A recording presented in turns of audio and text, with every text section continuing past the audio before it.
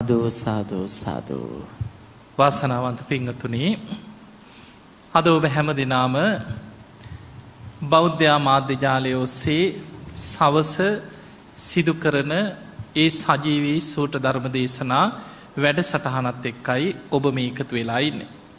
ඉතින් ඔබ හැම දිනාටම අද මේ උතුම් ධර්ම දේශනාවත් ධර්ම දානමේ පින්කමත් ඔබ හැම දිනාටම නිවන් දොරටුවක් බවට පත්වේවා කියලා අපි මුලින්ම ආශිර්වාද ප්‍රාර්ථනා කරනවා.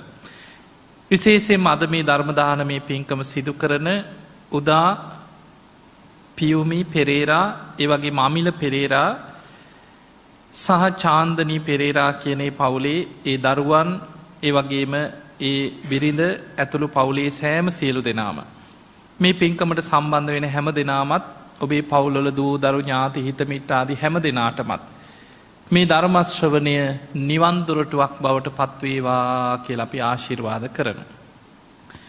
පින්වතුනි, අපි ධර්ම දේශනාවේදී බණ පටන් ගන්නකොට දෙවියන්ට ආරාධනයක් කරනවා.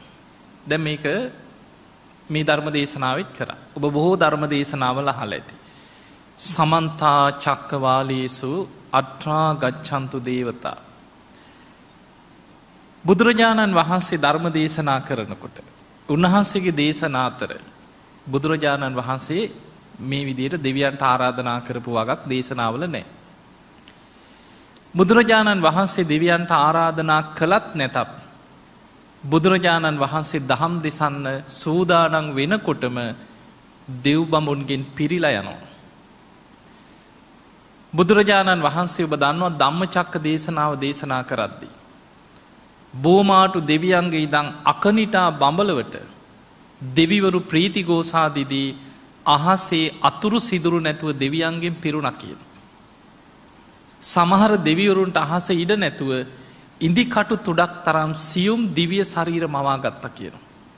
එතකොට අපිට පේනවා මොන තරම් දිව්‍ය පිරිසක් එදා මේ දේශනාව අහන්න එකතු වෙන්නේ නැද්ද? අපිත්‍යම් බණහන්න අන්න බුදුරජාණන් වහන්සේ ධම්මචක්කේ දේශනා කරනවා. අපිත්‍යම් කියලා අකනිටා බඹලව දක්වා දසදහසක් ලෝක ධාතුවල දෙවිවරුන්ගෙන් පිරුණා කියනවා. පින්වතුනි, අපිට බුදුරජාණන් වහන්සේගේ ධර්මයේ ලැබෙන්නේ මිහිඳු මහරහතන් වහන්සේගෙන්. ඒ නිසා තමයි ලංකාවේ අපි අනුබුදු මිහිඳු හාමුදුරුවෝ කියලා අපිට දෙවනි බුදු කෙනෙක් වගේ. මේ මිහිඳු මහරහතන් වහන්සේ ලංකාවට වැඩම කරලා උන්වහන්සේ පොසොන් පුන් පොහෝ දවසේ මිස්සක පව්වේදී පළවෙනියටම ඉලක්ක කරේ කාවද? රජ්ජුරුව. රටේ පාලකයා. මේ රජ්ජුරුව ඉලක්ක කරලා තමයි චුල්ලහත්ති පදෝපම සූත්‍රයෙන් දහම් දෙසුවේ. දැන් රජ්ජුරුව තිසරණ සරණ ගියා, පැහැදුනා. එදා රජ්ජුරුව එක්ක දඩේ මේ ආපු 20000ක පිරිසක්. ඒ සියලු දෙනා තුනුරුවන් ගැන හිත පැහැදෙව්වා. ඒ වෙලේ රජ්ජුරුව බණහල අවසන් වෙලා කියනවා, ස්වාමීනි ඔබ වහන්සේ මේ වැඩම කරලා ඉන්නේ මහ වනාන්තරයට.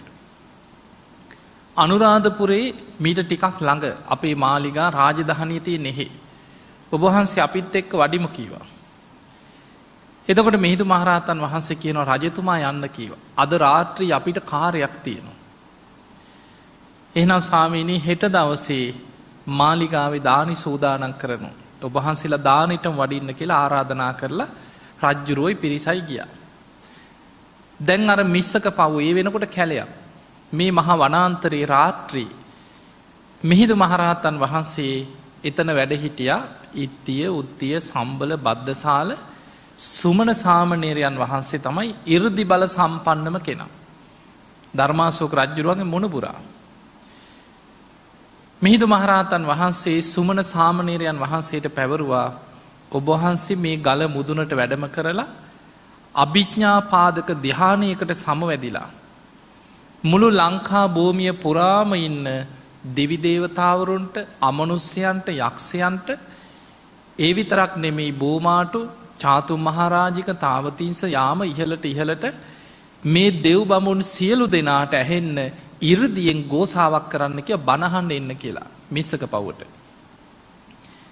ඒ වෙලාවේ මේ සුමන සාමණේරයන් වහන්සේ මේ ගල මුදුනට වැඩම කරලා අභිඥා පාදක ධ්‍යානයකට සමවැදිලා 이르දියෙන් ගෝසාවක් කරයි. ගෝසාව තමයි ඔය.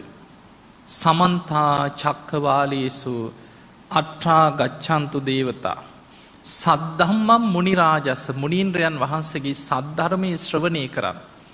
සුනන්තු සංඝ මොක්ඛදං ඒ ධර්මයේ ශ්‍රවණය කරලා උතුම් නිවන අවබෝධ කරගන්න. ධම්මස්සවන කාලෝ අයං බදන්තා මේ ධර්මයේ ශ්‍රවණය කරන කාලයයි බණහන්න කාලයයි එන්න කියලා ආරාධනයක් කරා. ඒ නිසා තමයි අද ඊතනට කියන්නේ ආරාධනා ගල කියලා. ඒ ආරාධනාව නිකන් අපි කටෙන් කෑ ගහනවා වගේ නෙමෙයි. 이르දීන් ගෝසාවක් හැටියට ආරාධනය කරනකොට අමනුෂ්‍යයන්ට මුළු ලංකාව පුරාම ඉන්න අමනුෂ්‍යයෝ යක්ෂයෝ දෙවි දේවතාවරු උක්ෂ පර්වත විමාන කරගත් අය ඉහළ දිව්‍ය තලවල ඉන්න දෙවිවරු සියලු දෙනාට මේ ළඟ ඉඳන් අඬ ගහනවා වගේ ඇහෙනවා 이르දී. එදා මුළු මිස්සක පව්වම දෙවි දේවතාවරුන්ගේ රාත්‍රී පිරිලා ඉතිරිලා ගියා කියලා. මිහිඳු මහරහතන් වහන්සේ වැඩම කරලා ලංකාවේ දා රැ කරපු දෙවනි දේශනාව තමයි සමචිත්ත පරියාය සූත්‍රය.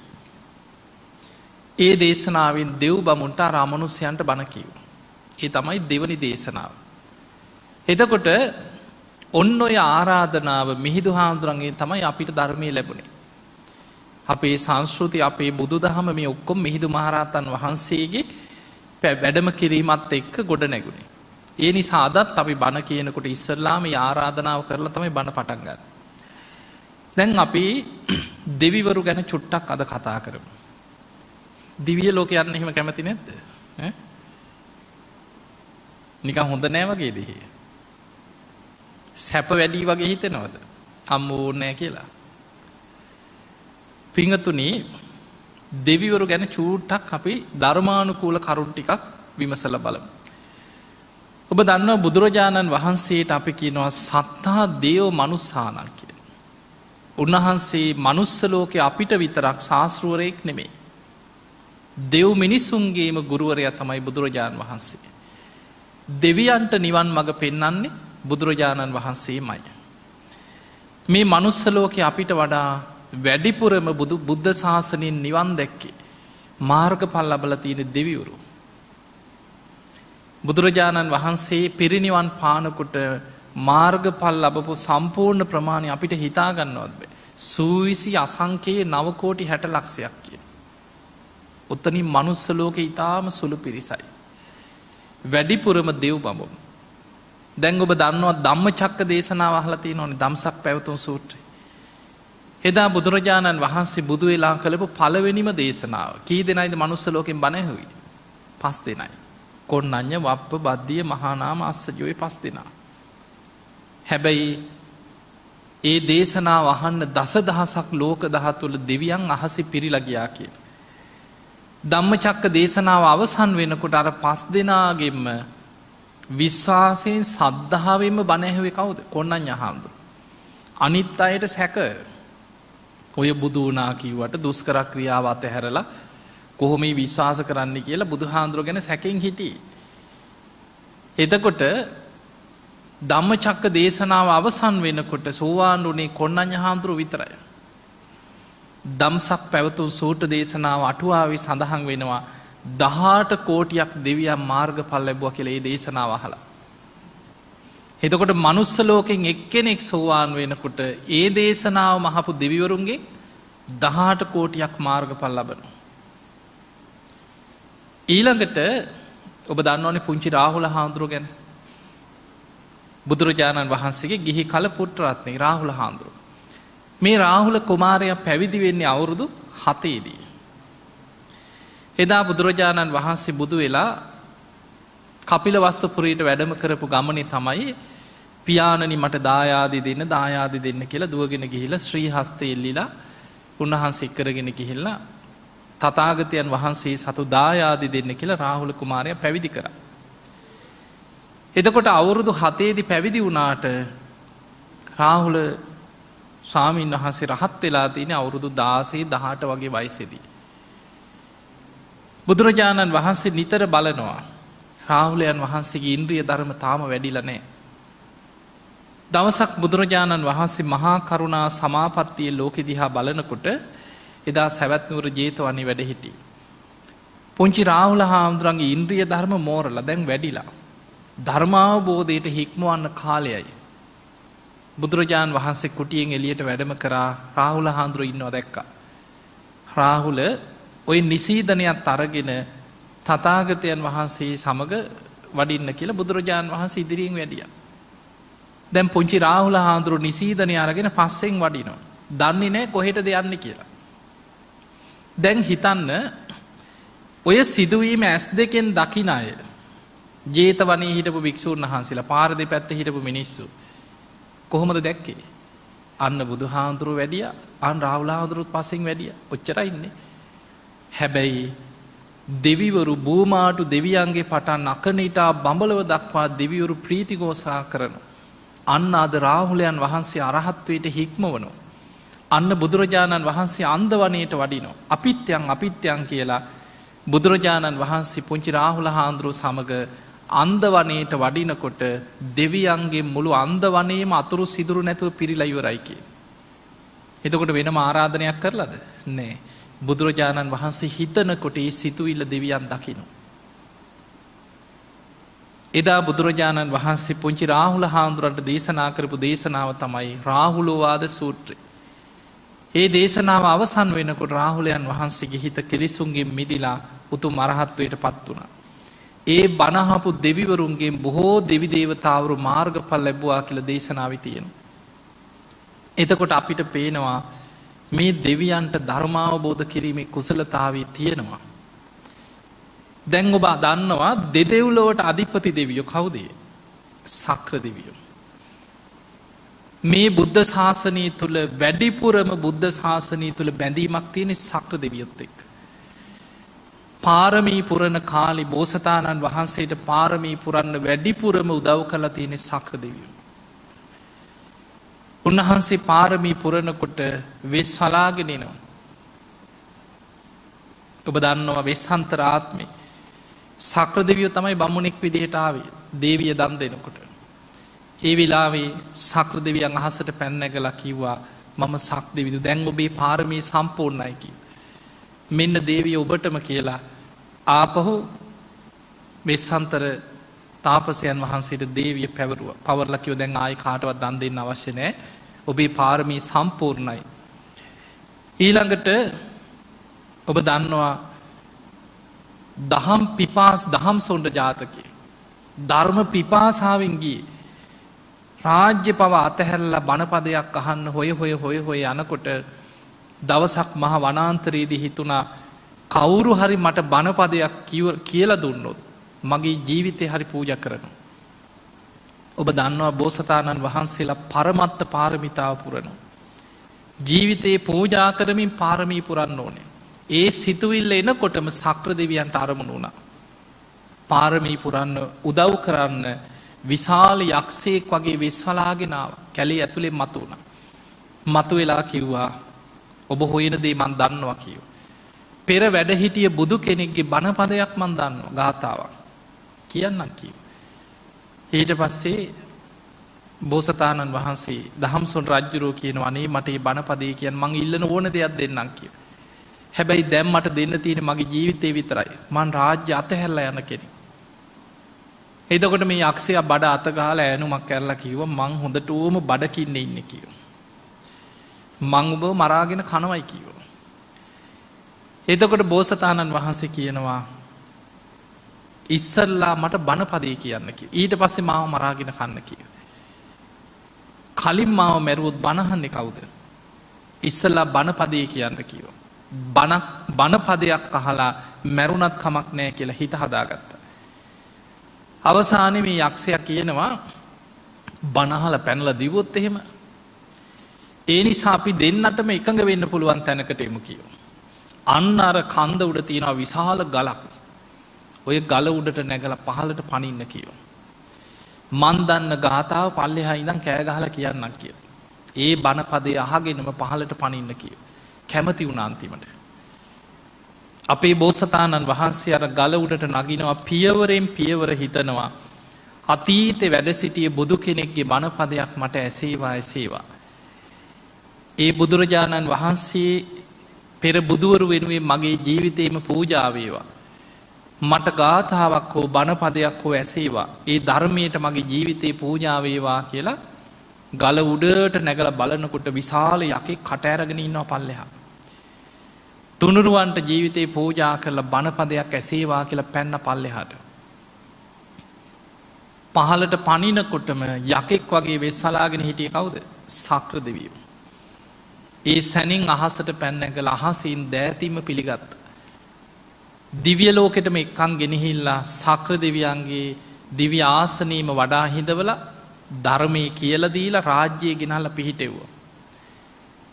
ඊළඟට අපේ බෝසතාණන් වහන්සේ ඔහොම පාරමී පුරාගෙන ඇවිල්ලා පාරමී සම්පූර්ණයි කියලා තුසිත දෙව්ලොව ඉපදුණා. අනිත් ඔක්කොම සම්පූර්ණයි. සක්‍ර දෙවියෝ බැලුවා දැන් බෝසතාණන් වහන්සේට බුදු වෙන්න පාරමී සම්පූර්ණද? දාන පාරමිතාවේ තව පොඩි කොටසක් තියෙනවා. අනිත් ඔක්කොම සම්පූර්ණයි. ඒ වෙලේ සක්‍ර දෙවියෝ සක් දෙවිඳුගේ අගමෙහෙසිය හැටියට ඉපදිලා හිටියේදා කල්ප ලක්ෂයක් පෙරුම් පුරනවා බුදු වෙන ආත්මේ මව් පදවිය පතන කෙනා. සක්‍ර දෙවියෝ තමන්ගේ අගමෙහෙසිකාවට අණ කරා ඔබ ජයතුරාපුර කුසතී දේවී හැටියට ගිහිලා උපදින්න කියෝ.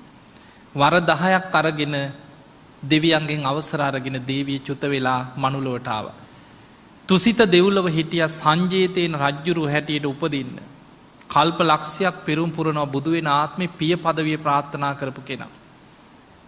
මනුලොවට එව්වා. සක්‍ර දෙවියෝ තමයි ආරාධනා කරලා දෙන්නව කලින් එව්වේ. ඊට පස්සේ දෙවිවරුත් එක්ක ගිහිල්ලා බෝසතාණන් වහන්සේට ආරාධනා කරා. මහා වීරයන් වහන්සේ ඔබ වහන්සේගේ පාරමී සම්පූර්ණ වෙන්න නම් දාන පාරමිතාවේ තව කොටසක් තියෙනවා. ඒ පරමත්ත පාරමිතාව පුරන්න අන්න ජයතුරාපුර කුසතී දේවියගේ කුස ගිහිල්ලා පිළිසිඳ ගන්න කාලයයි කියලා ආරාධනා කරා. ඒ තමයි වෙස්සන්තරාත්මය. එතකොට අපිට පේන මේ හැම දෙයකම ජාතක පොත ගත්තත් බුද්ධ දේශනාවල ඉතිහාස කතා බැලුවත් සක්‍ර දෙවියන්ගේ මැදිහත් වීමක් තියෙනවා. පින්වතුනි අපේ බෝසතාණන් වහන්සේ දැන් බුදුහාඳුරන්ගේ ජීවිතයේ පොඩ්ඩක් දෙවිවරු එක්ක කොච්චර බැඳීමක් තියෙනවද කියලා මම ඔබට පෙන්නන්නම්. ඔබ දන්නවා බෝසතාණන් වහන්සේ තුසිත දෙව්ලොවින් චුත වෙලා තමයි පින්වන්ත මෑණියන්ගේ කුස පිළිසිඳ ගන්න. ඒ කුස පිළිසිඳ ගන්නකොටම මේ ලෝකෙ සතර දිසා පාලනය කරන දෙවිවරු 4 දෙනෙක් ඉන්නවා. සක්‍ර දෙවියන්ගේ අනින් තමයි ඒ අය කටයුතු කරන්නේ. ඒ තමයි විරූඪ විරූපාක්ෂ වෛශ්‍රවණ ත්‍රුදරාෂ්ට්‍ර කිය. 4 වරන් දෙවිවරු. ඒ 4 වරන් දෙවියන් 4 දෙනාම 4 දිසාවේ ආරක්ෂාවල් පිහිටෝලා බෝසත් අම්මගේ 4 පැත්තෙන් හිටියා කියන මාස 10. ඔබ අහලා ඇති. දරුවා කුසේ වැඩෙනකන් බෝසත් අම්මගේ 4 පැත්තෙන් ඉන්නේ 4 වරන් දෙවියන් 4 දෙනා. ඉපදීම දැන් තව ටික දවසකින් තව මාසයක් විතර තියෙන වෙසක් පෝය උදා වෙනවා. එතකොට අපි සම්බුදු තෙමගුල ගැන කතා කරනවා. අපේ බෝසතාණන් වහන්සේ දා ලුම්බිනි සල්වනයේදී පින්වන්ත මහා මායා දේවිය කුසින් ලෝකෙට බිහි වුණා. බෝසත් පුතා උපදිනකොටම රන් දැලකින් පිළිගත්තේ සක්‍ර දෙවියෝ. වෙන කවුරුත් නෙමෙයි. ඉස්සල්ලාම දරුවා කුසෙන් උපදිනකොට රන් දැලකින් පිළිගන්නේ සක්‍ර දෙවියන්ගේ අතට එන්නේ දරුවා. 4 වරන් දෙවියන්ගේ අතට පිළිවෙලින් බෝසත් පුතාව පත් කරලා සක්‍ර දෙවියන්ගේ අතින් තමයි අම්මගේ අතට දෙන්නේ. අත්තමනා දේවි හේතු අபிසන්තෝ පුත්තෝ ලෝකේ උප්පන්නෝ. දේවිය බොහෝම සතුටට පත් වෙන මහා පින්වන්ත කුමාරියෙක් ලෝකේ පහළ වුණා කියලා. එතකොට මේ දෙවිවරුන්ගේ බලපෑම බුද්ධ ශාසනය තුල දෙවියන්ගෙන් තොරව අපිට ශාසනය ගැන කතා කරන්න තැනක් නැහැ. ඊළඟට එදා දැම්ම අනුස්ස ලෝකේ කවුරුත් දන්නේ මේ බුදු වෙන කෙනෙක් කියලා කවුරුත් දන්නේ. එක්කෙනෙක් දැනගත්තා. ඒ දැනගත්තේ දෙවියන්ගේ. ඒ තමයි අසිත තාපසයා. මේ අසිත තාපසයා දවල් කාලේ ගත කරන්න දිව්‍ය ලෝකෙට යනවා කියන මනෝමය ශරීරයෙන්. හොඳට හිත වඩලා මනෝකායෙන් දිව්‍ය ලෝකෙට යනවා. වෙනදා වගේ නෙමෙයි දෙවිවරු සතුටු වෙනවා ප්‍රීති ගෝසා කරනවා දිව්‍ය ලෝක සරසලා දෙවියන්ගේ නැටුම් ගැයුම් අහනවා දෙවියනි මොකද මේ තරම් සතුටක් කවදාවත් නැතුව මෙච්චර සතුටක්. එතකොට කියනවා ඇයි දන්නේ නැද්ද මේ තුන් ලෝකෙටම යහපත උදා කරන මහා පින්වන්ත කෙනා අද මහාමායා දේවී කුසින් ලෝකෙට බිහි වුණා සුද්ධෝදන රජතුමාගේ පුතෙක් හැටියට. ඇයි දන්නේ නැද්ද කියලා ඇහුවා. දැන් ඒක දැනගත්තේ කාගෙන්ද? දෙවියන්ගේ.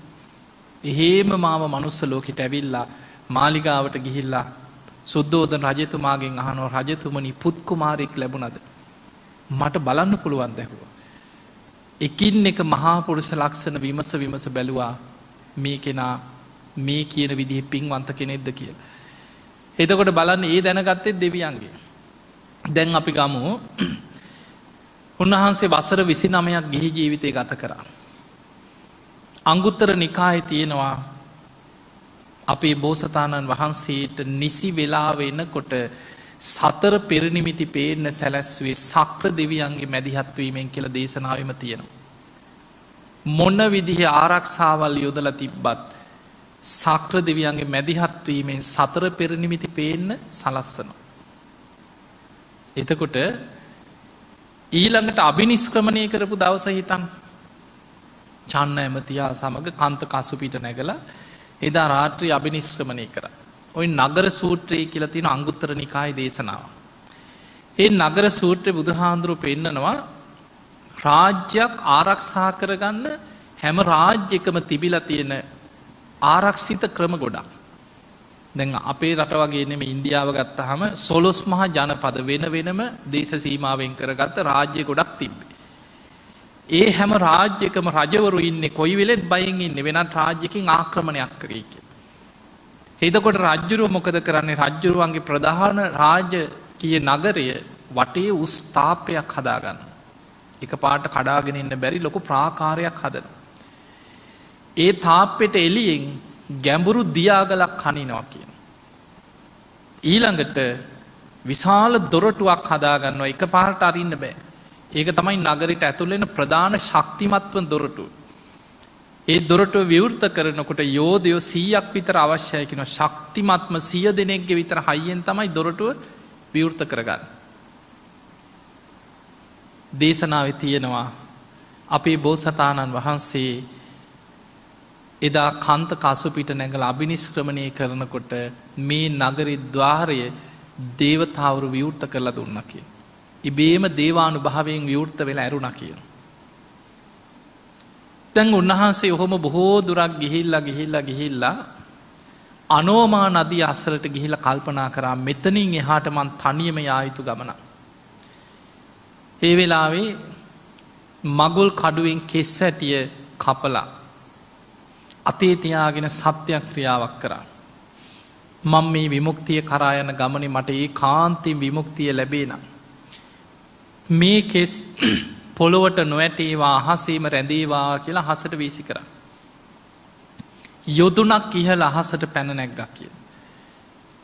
පිංගතුනි අභිනිෂ්ක්‍රමණය කරද්දී දේශනාවල තියෙනවා දෙවිවරු දසදහසක් ලෝක දහතුවල දෙවිවරු අහසේ ප්‍රීතිඝෝෂා කරනවා මහා වීරයන් වහන්සේ කෙලෙස් සටනට පිටත් වුණා. මහා වීරයන් වහන්සේ කෙලෙස් සටනට පිටත් වුණා කියලා දෙවියන් ප්‍රීතිඝෝෂා කරන මිනිස්සු දන්නේ නිදී රාත්‍රී. එදා සක්‍ර දෙවියෝ බෝසතාණන් වහන්සේගේ කෙස් හැටිය අහසට පැන නැගිනකොට රන් කරඬුවක් මවාගෙන කරඬුවෙන් පිළිගත්තා. දෙවිවරු සාදුකාර දිදී තවතිසා දෙව්ලොවට ගිහිල්ලා සක්‍ර දෙවියෝ 12 යොදුනක් විශාල සට්ටුවනින් චෛත්‍යයක් මවනෝ. ඒ තමයි සිළුමිණි මහා සෑය.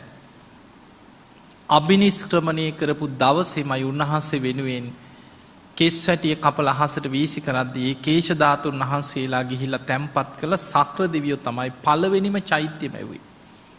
මේ තුන් ලෝකෙම අපේ බුදුහාඳුරුව වෙනුවෙන් බුදු වෙන්නත් පෙර අභිනිෂ්ක්‍රමණය කරපු දවසේමයි චෛත්‍යයක් මැව්වේ සට්ටුවනේ. ඒ තමයි සිළුමිණි සෑය. මගුල් කඩුවයි ආභරණ ටිකයි දුන්න චන්න ඇමතියට මේ වරගෙන ආපහු යන්න. උන්වහන්සේ තමන්ගේ සලු පිළි දිහා බලලා හිතුවා විමුක්තිය කරා යන කෙනෙකුට මේවා සුදුසු නෑ. හිතන සැනින් අහසින් අටපිරිකරක් අරගෙන ආවේ කවුද? මිනිස්සෙක් නෙමෙයි. ගටීකාර කියන බ්‍රහ්ම දෙවියන්. කාශ්‍යප බුද්ධ ශාසනයේ අපේ බෝසතාණන් වහන්සේගේ කල්යාණ මිත්‍රය. කාශ්‍යප බුදුහාන්දුරන්ගේ බණහල අනාගාමි වෙලා සුද්ධාවාස බඹලව හිටියේ.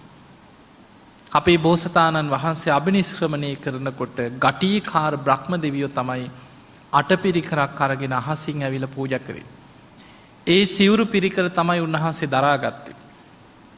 ඇඳගෙන හිටිය ගිහි වස්ත්‍ර යුගල අතේ තියාගෙන සත්‍යක්‍රියාවක් කරා මට ඒ කාන්තෙන් ලෝතුරා බුද්ධත්වයේ ලැබේ නම් මේ ගිහි වස්ත්‍ර පොළොවට නොවැටේවා අහසීම රැඳේවා කියලා අහසට වීසි කරා. යොදුනක් අහසට පැන නැග්ගා. අර ගටීකාර බ්‍රහ්ම දෙවියම්ම කරඬුවකින් පිළිගත්තා ගිහි වස්ත්‍ර යුගල. බඹලවට ගිහිල්ලා බ්‍රහ්ම දෙවිවරු එක චෛත්‍යයක් මැව්වා. ඒ තමයි සලු මිනිසෑය. එතකොට දිවිය ලෝකෙ තියෙන්නේ සිලු මිනිසෑය. බඹලව තියෙන්නේ සලු මිනිසෑය. මේ සිලු මිනිසෑයි සලු මිනිසෑයි දෙකම මවන්නේ අභිනිෂ්ක්‍රමණය කරපු දවසේ මනුස්සයෝ දන්නෙත් නෑ. හැබැයි දෙව්ලොව බඹලව චෛත්‍ය මවාගෙන දෙව් බඹුන් උන්වහන්සේ වෙනුවෙන් වැඳුම් පිදුම් කරන.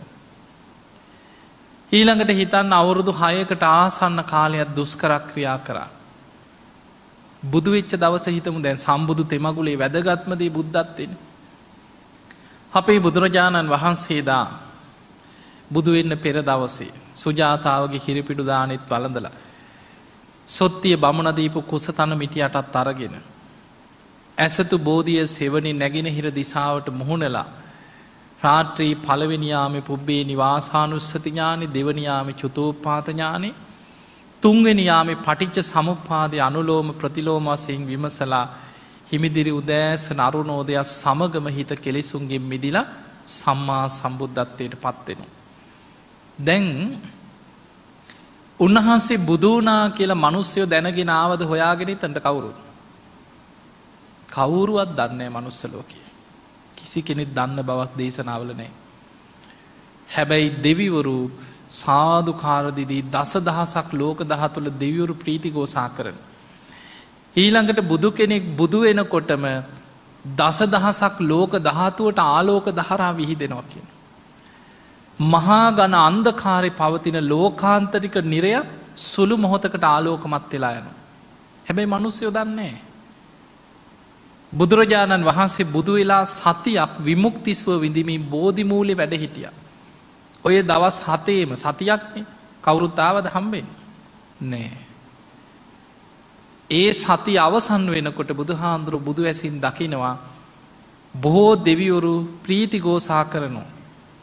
ඒ අතර සතියක්ම විමුක්තිස්ව විඳිමින් ඒ ඉරියව්වෙම වැඩ ඉන්නකොට හැම දෙවි කෙනෙකුටම හිත දකින්න හැකියාව නැහැ. අල්පේ ශාක්‍ය මහේ ශාක්‍ය දේවතාවරු ඉන්නවා. එතකොට සමහර දෙවිවරුන්ට සැක උපදිනවා. තාම බුදු වෙලා නැතුව ඇති. තාම වීරිය වඩනවා. ඔය වජිරාසනේ තාම වැඩ ඉන්නේ ඒකනේ.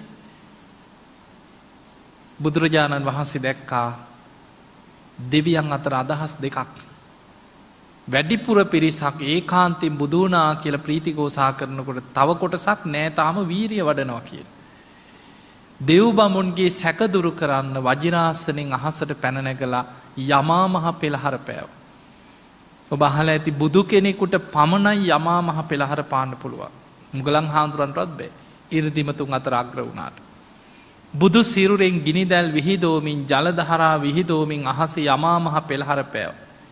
සියලු දෙවියන් බ්‍රහ්මයන් සාදුකාර දිදී ඒකාන්තයෙන් බුදු වෙලා කියලා ප්‍රීතිഘോഷා කර කර සැක දුරු කරා.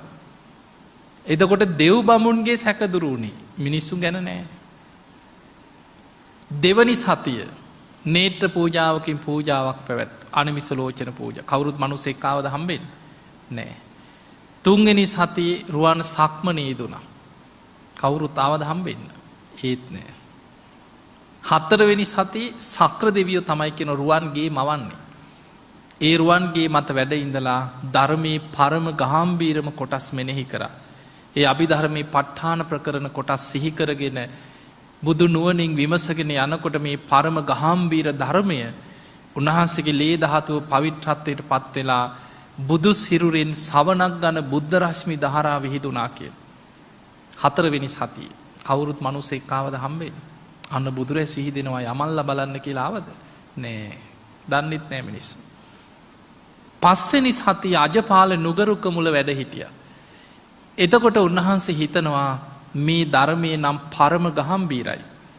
හැබැයි මේ ලෝකෙ මිනිස්සු කෙලෙස් වලමයි ජීවත්වෙන්නේ. කෙලෙස් වලින් මයි සතුට හොයන්න. මේ පරම ගාම්බීර ධර්මය මේ මිනිස්සු අවබෝධ කර ගනී විදූ කියලා හිතුවා.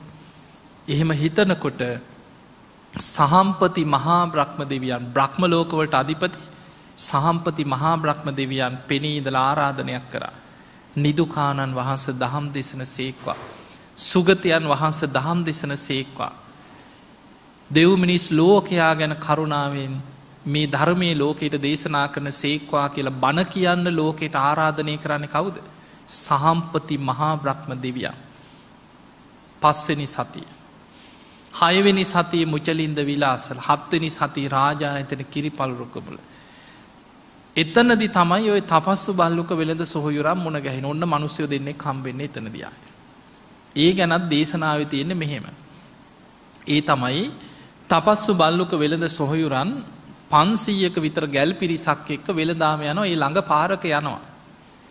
යනකොට ඒ දෙන්නගේ පෙර ජීවිතය අම්මා මිය ගිහිලා උක්ෂ දේවතාවියක් වෙන. මේ දේවතාවිය මොකද කරේ ඉදිරියෙන් ගිය කරත්තරෝදේ පොළොවේ එරෙන්න සැලැස්සුවා. කරත්තවලින් බැහැල බැලූ මොකද මේ වුණේ කියල. එතකොට දේවතාවිය පෙනීදලා කියනවා දරුවනී නුඹල ළඟ බිලඳ මේ පිඩු තියෙනවා.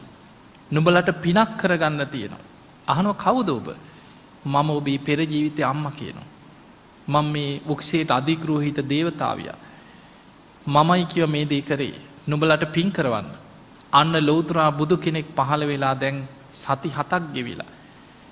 උන්වහන්සේට දානයක් පූජා කරලා පින් කරගන්නකි. මග පෙන්නුවේ අර දේවතාවි. ඉක්මනට විලඳ මී පිඩු අරගෙන යනකොට බුදුරජාණන් වහන්සේ වැඩඉන්න. ස්වාමිනි ඔබහන්සට මේ දානි පූජ කරන්න කියලා හදනකොට පිළිගන්න දෙයක් නෑ බුදු හාමුදුරන්ට. කොහොමද මම මේ පිළිගන්න කියලා හිතනකොට සතරවරන් දෙවියන් 4 දෙනා ඉන්ද්‍ර නීල මාණික්‍ය පාත්‍ර 4ක් අරගෙන ඇවිල්ලා පූජා කරන්න ලෑස්ති වුණා. බුදුරජාණන් වහන්සේ වදාලා දෙවියනි බුදුවරු මැණික් වලින් කරපු පාත්‍රා පිළිගන්නේ නැහැ කිව්වා. ඒ සැනින් නොපෙනී ගියා ශෛලමය පාත්‍ර 4ක් ගෙනහල්ලා පූජා කරා. අනේ ස්වාමීනි මගේ පාත්‍රය ගන්න මගේ පාත්‍රය ගන්න කියලා. ඒ පාත්‍රා 4ම පිළි අරගෙන එක උඩ තියලා ශ්‍රී හස්තයේ තියලා අදිෂ්ඨානයක් කරා පාත්‍ර 4ම එක් පාත්‍රයක් බවට පත් වේවා කියලා. ඒ පාත්‍රයට තමයි විලඳ මේ පිඩු පිළිගත්තේ. ඊළඟට බුදුරජාණන් වහන්සේට මූණ කට හොද ගන්න ඕන කියලා හිතනකොට සක්‍ර දෙවියන් අනෝතත්ත විලෙන් පැන් අරගෙන ඇවිල්ලා පිළිගන්නවා. නාගලෝකෙන් නාගවර්ණ දැහැටි අරලු පුළු පිළිගන්නවා කියන දෙවිවරු. එතකොට බලන්න මේ බුද්ධ චරිතය පුරාම දෙවියන්ගේ බලපෑමක් නැද්ද ශාසනයේ. ඒ නිසා බුදුවරු ලෝකෙට පහළ වෙන්නේ මේ මනුස්ස ලෝකේ අපිට විතරක් නෙමෙයි. සත්තා දේව මනුස්සානං දෙව් මිනිස්සුන්ටමයි බුදු කෙනෙක් ලෝකෙ පහළ වෙන්නේ. ඒ නිසා මනුස්ස ලෝකේ අපි විතරක් නෙමෙයි බුද්ධ ශාසනය වැඩිපුරම ප්‍රයෝජනය ගන්නේ දෙවිවරු. බොහෝ දෙවිවරු මාර්ගඵල ලබනවා. දැන් ඔබ දන්නවා සක්‍ර දෙවියෝ සෝවාන් වෙච්ච කෙනෙක්. දීඝනිකායේ තියෙනවා සක්ක පඤ්ඤ කියන සූත්‍රය. ඒ දේශනාවෙන් බණහල අවසන් වෙනකොට සක්‍ර දෙවියෝ සෝවාන් ඵලයට පත් වෙනවා. දැන් අපි දෙවිවරු හැටියට මාර්ගඵල ලැබුවා ඒ පැත්තක තියමු. දෙවිවරු හැටියට බුදුහාඳුරන්ගේ කාලේ මනුස්ස ලෝකෙ හිටපු අය ගැන හිතමු මෙහෙම. දැන් අපි බුදුරජාණන් වහන්සේ මනුලෝ වැඩ ඉන්නකොට එදා මීට අවුරුදු 2500 ගානකට පෙර මනුස්ස ලෝකෙ හිටපු මිනිස්සු හිටියන්නේ දඹදිවේ කාලේ. ඒ අතරින් බුදුහාඳුරන්ගේ බණ අහලා තෙරුවන් සරණ ගිය බුද්ධ ශාසනයට ඇතුල් වෙච්ච පිරිසට අපි කියනවා සිව්වණක් ශ්‍රාවකයෝ. භික්ෂු, භික්ෂුණී, උපාසක, උපාසිකා. ඔය අයගෙන් රහතන් වහන්සේලා විතරයි පිරිනිවන් පෑවේ.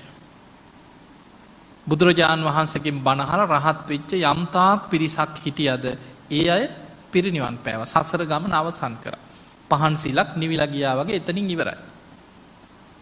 එදා බුදුරජාණන් වහන්සේගෙන් බණ අහපු සිව්වණක් ශ්‍රාවකයෝ අතර අනාගාමී වෙච්ච යම්තාක් පිරිසක් හිටියද අද කොහෙද?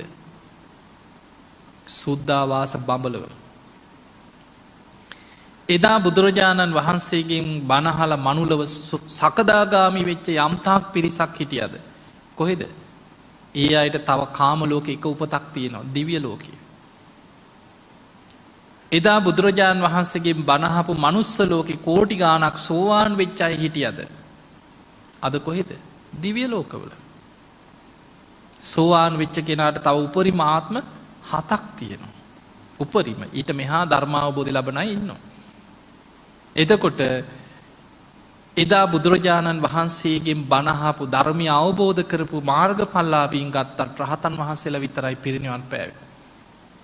අනිත් අය දිවිය ලෝක බ්‍රහ්ම ලෝකවල කීප දෙනෙක් පිරිනිවන් පාලා ඇති. අනිත් අය දිවිය ලෝකවල බ්‍රහ්ම ලෝකවල. අපිට මේ කාලෙ ගොඩක් වගේ තේරුණාට පිංහතුනී දෙවියන්ට ඉච්චර කාලයක් නෑ තාම. මේ අපේ කාලෙන මේ මනුස්සලෝක අපේ කාලෙන් ගත්තොත් අපිට වේගෙන් මේක යනවා. ඒකන අවුරුදු අපේ ආවිශාඩුවනි දැන්. ඒ නිසා අපිට ගොඩාක් කල් වගේ දැනෙනවා. දැන් අපේ අවුරුදු වලින් ගත්තොත් බුදුරජාණන් වහන්සේ පිරිනිවන් පාල අවුරුදු 2560 ගානක් දැන් අපිට.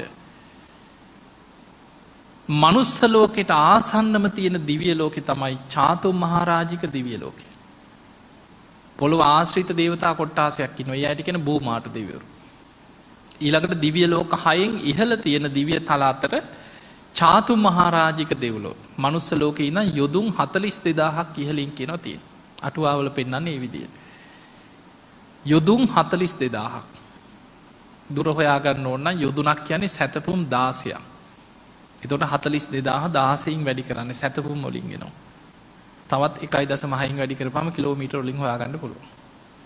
එතකොට යොදුන් 42000 ආයි ළඟ අහල පහලක නෙමෙයි. මනුස්ස ලෝකේ අපිට අවුරුදු 50ක් ගෙවෙනවා කියන්නේ චාතුම් මහාරාජික දෙවියන්ට එක දවසයි කියන. එතකොට අපේ කාලෙන් අවුරුදු 50ක් කියන්නේ චාතුම් මහාරාජික දෙවිවරුන්ට එක දවසක් ගියා වගේ. එහෙනම් අපිට අවුරුදු 2500 ගානක් වෙනකොට චාතුම් මහාරාජික දෙවිවරුන්ට දැන් දවස් 52 ඉවරයි. 53 වෙනි දවස කියනවා යන්නේ. බුදුහාඳුරු පිරිනිවන් පාලා. මාසෙකමාරක් වගේ. ඊටත් ඉහලින් තවත් යොදුන් 42000ක් ඉහලින් තියෙන තව්තිසා දෙව්ලෝ. ඒ කියන්නේ මනුස්ස ලෝකේ ඉඳන් යොදුන් 84000ක් ඉහළ අහසේ තමයි තව්තිසා දිව්‍ය ලෝකෙ පිහිටලා තියෙන්නේ. ඔන්න ඔය දිව්‍ය ලෝක දෙකේම අධිපති තමයි සක්‍ර දිව්‍ය. ඒ නිසා තමයි දෙදෙව්ලොවට අධිපති කියලා කියන්නේ. මනුස්ස ලෝකේ අවුරුදු 100ක් තව්තිසා දෙවියන්ට එක දවසක් කියන. එතකොට ඔන්න අපිට අවුරුදු 100ක් ගෙවෙනවා කියන්නේ තව්තිසා දිව්‍ය ලෝකේ දෙවියන්ගේ එක දවසයි කියන. ඒ දෙවිවරුන්ට එහෙනම් බුදුහාඳුරෝ පිරිනිවන් පාලා දවස් කීයද? 25ක් ඉවරයි. 26 වෙනි දවසේ යන්නේ. මාසයක්වත් නැහැ වගේ අයට. එතන ඉඳන් තවත් යොදුන් 42000ක් ඉහළින් යාම දිව්‍ය ලෝකෙ පිහිටලා තියෙනවා. මනුස්ස ලෝකේ අවුරුදු 200ක් ගෙවෙනවා කියන්නේ යාම දෙවියන්ට එක දවසයි කියන. අපිට අවුරුදු 200ක් ගෙවුණා කියන්නේ යාම දෙවිවරුන්ට එක දවසක්. එතකොට බුදුරජාණන් වහන්සේ පිරිනිවන් පාලා ඒ අයට දින 13යි. ඊටත් ඉහළින් තියෙන තුසිත දෙව්ලොව. මනුස්ස ලෝකේ අවුරුදු 400ක් තුසිත දෙවියන්ට එක දවසක් කියන. අපිට අවුරුදු 400ක් ගෙවෙනවා කියන්නේ මනුස්ස ලෝකේ මිනිස්සයන්ට තුසිත දෙවියන්ගේ දිව්‍ය කාලෙන් එක දවසයි කිනෝ ගෙවිලා තියෙන්නේ. ඒ අයට බුදුරජාණන් වහන්සේ පිරිනිවන් පාලා දවස් 7යි. තාම 7 වෙනි දවසේ යන්නේ. ඊළඟට ඊටත් ඉහළ තියෙන්නේ නිම්මාන රති දෙව්ලොව. මනුස්ස ලෝකේ අවුරුදු 800ක් ඒ දෙවියන්ට එක දවසක් කියන. මේ 3 වෙනි දවසේ යන්නේ ඒ අයට. ඉහළින්ම තියෙන්නේ පරිනිම්මිත වසවර්ති දෙව්ලොව. මනුස්ස ලෝකෙන් අවුරුදු 1600ක් ඒ දෙවියන්ට එක දවසක් කියන. අපිට මනුස්ස ලෝකේ අවුරුදු 1600ක් ගෙවෙනවා කියන්නේ නිම්මාන රති දෙවියන්ට එක දවසයි. පරිනිම්මිත වසවර්ති දෙවියන්ට එක දවසයි. එතකොට පරිනිම්මිත වසවර්ති දිව්‍ය ලෝකේ දෙවියන්ගේ කාලෙන් ගත්තොත් දවසකුත් පැය 14ක් කියනවා ගෙවිලා තියෙනවා. බුදුහාඳුරු පිරිනිවන් පාලා. ඒ ගණනය කිරීමත් එක්ක ගත්තහම බුදුරජාණන් වහන්සේගෙන් බණ අහපු මාර්ගඵල ලැබපු උන්වහන්සේ වැඩ ඉන්නවා බණ කියනවා ඇස් දෙකෙන් දැකපු දෙවිවරු එහෙනම් අදත් වැඩ ඉන්නවද නැද්ද? ඒ දිව්‍ය තලවල වැඩ ඉන්නවා.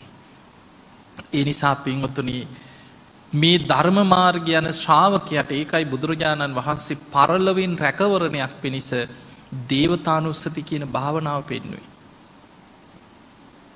දේවතානුස්සතිය භාවනාවක් හැටියට වඩන්න කියනවා. එයා දිව්‍ය ලෝක යන්නේ දිව්‍ය සැප බලාගෙන නෙමෙයි.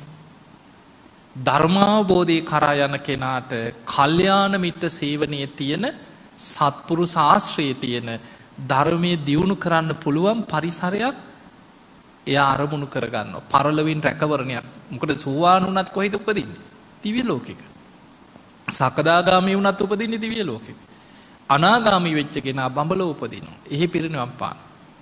මේ ජීවිතේම රහත් වෙන්න පුළුවන් නම් ආයි දේවතානුස්සතියක් ඕනේ නැහැ. හැබැයි ඒ යන ගමනේ අනතුරක් තියෙනවා. ඒ අනතුර නිසා පරලොවින් රැකවරණයක් පිණිස බුදුහාඳුරු දේවතානුස්සති කියලා භාවනාවක් පෙන්වුවා අපිට. අනුස්සති භාවනා හයක් තියෙනවා. බුද්ධානුස්සති, ධම්මානුස්සති, සංඝානුස්සති, සීලානුස්සති, ඡාගානුස්සති, දේවතානුස්සති. ඒ නිසා සුගතියක් අරමුණු කරගෙන හිත වඩන්න. ඒක රැකවරණය. ධර්මාවබෝධය ලැබෙන තෙක් අපිට තියෙන ආරක්ෂාව. මොකද අපේ ජීවිතයේ වැඩිපුරම බර වෙලා තියෙන සුගතියට නෙමෙයි අපායට. සතර අපායේ මහගෙදර කරගෙන යන ගමන. ඒ නිසා පරලොවින් රැකවරණයක් පිණිස සුගතියක් අරමුණු කරගෙන නිවන් මඟ ගමන් කරා. හිත වඩා ගන්න. මේ බුද්ධ ශාසනය තුල දෙවියන්ගේ උපකාර රැකවරණ ශාසනය තුල ධර්මයේ වඩන කෙනාට ලැබෙනවා. ඒකනේ මෛත්‍රී ආනිසංසවලත් පෙන්වන්නේ. කෙනෙක් මෛත්‍රිය වඩනවා නම් දේවතාරක්කන්ති. දෙවිවරු අපිට පිහිට වෙන්නේ වෙන දේවල් වලට නෙමෙයි. පුද පූජා දෙන්න නිසා නෙමෙයි. දෙවියන් පිහිට වෙන්නේ අපි සිල්වත් නම්. දෙවියන්ගේ පිහිට ලැබෙන්නේ අපි ධර්මයේ වඩනවා නම්. ධර්ම මාර්ගේ හැසිරෙනවා නම්. මෛත්‍රිය වඩනකොට ආය අමුතුවෙන් ඉල්ලන්න ඕනේ. කෙනෙක් මෛත්‍රිය වඩනවා නම් දෙවිවරු යාව රකින්න ආරක්ෂා කර. ධර්ම මාර්ගය යන කෙනාට දෙවිවරු පිහිට වෙනවා. මඟ පෙන්නනවා. ඒ නිසා මේ බුද්ධ ශාසනය තුළ ගොඩාක් තියෙනවා. හරියට ධර්මයේ වඩන කෙනෙකුට පොඩ්ඩ පාර වැරදුනත් දෙවිවරු මඟ පෙන්නනවා. දැන් බලන්න අර බාහිය දාරුචීරියට දරපතුරු ටිකක් ඇඳගෙන කැලේට වෙලා තමන් රහත් නොවි රහත් වුණා කියලා වැරදි දෘෂ්ටියක් ඇති වුණා. ඒ මොහොතේම දේවතාවෙක් පෙනී හිටියා. පෙනී ඉඳලා කිව්වා බාහිය ඔබ රහත් නෙමෙයි. ඔබ රහත් වෙන මාර්ගයක්වත් දන්නේ නැහැ. එතකොට බාහිය අහන ඔබ කවුද? මං දේවතාවෙක් කිව්වා. රහතන් වහන්සේලා දැන් වැඩ ඉන්නවද ඇහුවා. අන්න වැඩ ඉන්නවා. මෙහි ඉඳන් ගොඩාක් දුර සවැත් නුවර කියලා නගරයක් තියෙනවා. ලෝතුරා බුදු කෙනෙක් පහළ වෙලා වැඩ ඉන්නවා. බාහිය ඔබ ඒ පැත්තට යන්න කීවා. මග පෙන්නලා අතුරු දහන් වුණා. ඒ වගේ බුද්ධ දේශනාවල තියෙනවා ධර්ම මාර්ගේ වඩන අයට දිවුරු මග පෙන්නන ක්‍රම. ඒ නිසා පින්වතුනි සිල්වත් වෙන්න, හෘද සාක්ෂියට එකඟව ධර්මයේ දියුණු කරගන්න, මෛත්‍රී ආදී ගුණ ධර්ම වඩන්න. ඉතින් එහෙමනම් ඔබ හැම දිනාටම මේ ලැබිච්ච මනුස්ස ජීවිතයේ තුල සද්ධාදී ගුණ ධර්ම දියුණු කරගෙන උතුම් වූ ධර්මයේම දියුණු කරගන්න වාසනාව ලැබේවා ලැබේවා කියලා අපි ආශිර්වාද කරනවා. ඒ වගේ විශේෂයෙන්ම සිහිපත් කරනවා. මොකද මේ ධර්ම දේශනා වැඩසටහන් අපි දන්නවා ලෝකේ පුරා බොහෝ පිරිසක් බෞද්ධ රූපවාහිනිය ඔස්සේ මේ වැඩසටහන් ආරම්භනවා.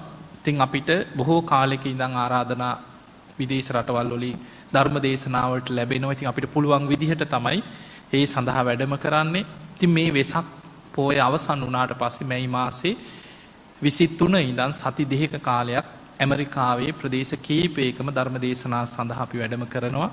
ඉතින් ඇමරිකාවේ නිවියෝක්, ලොස් ඇන්ජලිස්, ඒ වගේ කැලිෆෝනියා ආදී ප්‍රාන්තවල ප්‍රදේශවල ඉන්න සැදැහැවතුන්ට අපි දැනුම් දෙනවා. අපි ඉදිරියේ බෞද්ධ රූපවාහිනිය ඔස්සේ ඊළඟට අපි දැනුවත් කරන්නම් මේ ධර්ම දේශනා පවත්වන ස්ථාන. ඉතින් ඔබ ශ්‍රී ලාංකිකයන් හැටියට මේ රටවල් වල විහාරස්ථාන ඉදි කරගෙන බෞද්ධ සංගම් ඉදි කරගෙන සකස් කරගෙන ධර්ම ප්‍රචාරයට ලොකු කටයුතු කරනවා. ඉතින් බොහෝ ස්වාමීන් වහන්සේලා වැඩ ඉන්නවා. ඉතින් ඒ නිසා මේ වෙසක් අවසානයේ මේ රටවල් වල සිදු කරන ධර්ම දේශනා සඳහා ඔබ හැම දිනම මේ රටවල් වල ඉන්න විදේශිකයන්ට අපි ආරාධනා කරන එකතු වෙලා ධර්ම ප්‍රචාර කටයුතු වෙනුවෙන් මේ ධර්ම දේශනා සඳහා සම්බන්ධ වෙන්න කියන ආරාධනාව සිදු කරනවා. ඉතින් එහෙමනම් අද මේ ධර්මයේ ශ්‍රවණය කිරීමෙන් ඔබ රැස් කරගත් සියලු පින් සියලු දෙවියෝ සාදුකාර දෙදී මේ පින් අනුමෝදන් වෙත්වා. දෙවියන්ගේ දිව්‍ය අසහිසුරු වර්ධනය කරගෙන සියලු දෙවියෝ උතුම් නිවනටම පත්වේවා කියලා සාදු කියලා දෙවියන්ට පින් දෙමු. ඒ දෙවියන්ගේ පිහිට රැකවරණ ආශිර්වාදේ ඔබ හැම දිනාටම ලැබේවා ලැබේවා කියලා අපි ආශිර්වාද කරනවා. අද මේ උතුම් ධර්ම දේශනාවේ ධර්ම දානමේ පින්කමේ දායකත්වයෙන් ධර්මයෙන් කටයුතු කරන්නට යෙදුනේ ඒ දියණිය සහ පුතණුවන් වන උදා පියුමි පෙරේරා අමිල පෙරේරා කියන දරුවන් ඒ වගේම චාන්දනී පෙරේරාගේ බිරිඳ පවුලේ සෑම සියලු දෙනාම එකතු වෙලා තමයි අද මේ ධර්ම දානමේ පින්කම සිදු කරේ. ඉතින් ඔබ හැම දිනාටම සුජීවත්ව ඉන්න දූ දරු ඥාති හිත මිත්‍ර ආදී මේ හැම දිනාම නිදුක් වේවා නිරෝගී වේවා සුවපත් වේවා ඔබ හැම දිනාටම ධර්මාවබෝධයේ පිණිසම මේ ධර්ම දානමේ පින ආශිර්වාදයක්ම වේවා කියලා අපි ආශිර්වාද කරමු.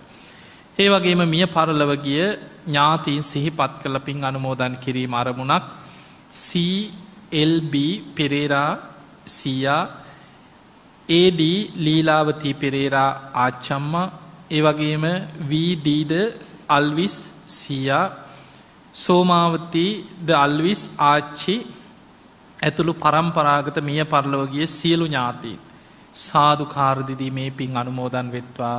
ඒ වගේම ඔබ හැම දිනාගෙම වර්ග පරම්පරාගත සංසාරගත සියලු ඥාතීන් මේ පින් අනුමෝදන් වෙත්වා. ඒ අයගේ සංසාර ජීවිත සැපවත් වේවා සුවපත් වේවා සසර දුකින් අත මිදේවා කියලා සාදු කියලා පින් දෙන්න. ඒ වගේම නිමල් පෙරේරා ආදරණීය පියාණන්ගේ උපන්දිනය වෙනුවෙන් සෙත් ප්‍රාර්ථනා කිරීම ප්‍රධානම අරමුණක්. ඉතින් නිමල් පෙරේරා පියාණන්ට නිදුක් නිරෝගී සම්පන්නිය දීර්ඝායු සම්පන්නිය තුන්රුවන්ගේ ආශිර්වාදයේ සැලසේවා. සියලු දෙවියන්ගේ පිහිට රැකවරණ සැලසේවා. පුණ්‍යවන්ත සුබ උපන්දිනයක්ම වේවා කියන ආශිර්වාද ප්‍රාර්ථනාවයි. ඒ වගේම චාන්දනී පෙරේරා ආදරණීය මෑණියන්ටත් ඒ උපන්දිනයට සෙත් ප්‍රාර්ථනා කරමින් ඒ මෑණියන්ට නිදුක් නිරෝගී සම්පන්නිය තුන්රුවන්ගේ ආශිර්වාදය සියලු දෙවියන්ගේ පිහිට ආශිර්වාදයම ලැබේවා කියන ආශිර්වාද ප්‍රාර්ථනාවයි. ඒ වගේම සුජීවත්ව සිටින ඥාති හිත මිත්‍ර ආදී හැම දිනාටම තුන්රුවන්ගේ ආශිර්වාදයම ලැබේවා කියන ආශිර්වාද ප්‍රාර්ථනාවයි. ඉතින් එහෙමනම් අද බණ අහපු ධර්මයේ ශ්‍රවණය කරපු ලක්වාසී ලෝවාසී හැම දිනාටමත් බෞද්ධ කාර්ය මණ්ඩලයේ හැම දිනාටමත් ඔබ හැම දිනාමත් නිදුක් වේවා නිරෝගී වේවා සුවපත් වේවා හැම දිනාටම උතුම් ධර්මාවබෝධයේ පිණිස මේ ධර්ම ශ්‍රවණමේ පින පාරමිතාවක්ම වේවා කියලා අපි ආශිර්වාද කරනවා. ඔබ වැඳ ගන්න අභිවාදන සීලිස්ස නිච්ඡං වද්දා ප්‍රචායිනෝ චත්තාරෝ ධම්මා වඩ්ඩಂತಿ ආයුවන්නෝ සුඛං බලං ආයුරාෝග්‍ය සම්පatti සග්ග සම්පatti මේවච අතෝ නිබ්බාන සම්පatti මිනාති සමිච්ඡතු. හැම දිනාම නිදුක් වේවා නිරෝගී වේවා සුවපත් වේවා සුවපත් වේවා සුවපත් වේවා. හැම දිනාටම තෙරුවන් සරණයි.